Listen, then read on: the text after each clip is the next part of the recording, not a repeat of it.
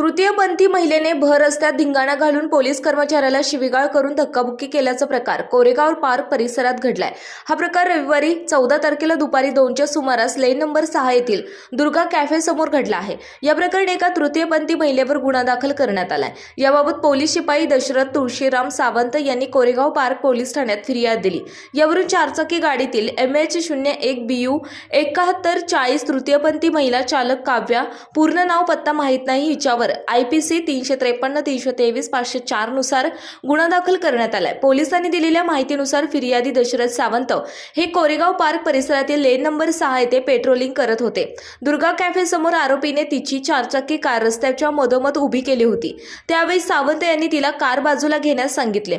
याचा राग आल्याने आरोपीने पोलिसांना अश्लील शिवीगाळ करून मोठमोठ्याने आरडाओरडा करून सावंत यांच्या अंगावर धावून आली।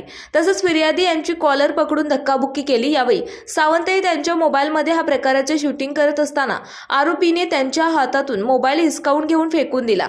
आरोपीवर सरकारी कामात अडथळा निर्माण केल्याचा गुन्हा दाखल करण्यात आला आहे। पुढील तपास पोलीस उपनिरीक्षक नरळे करीत आहेत।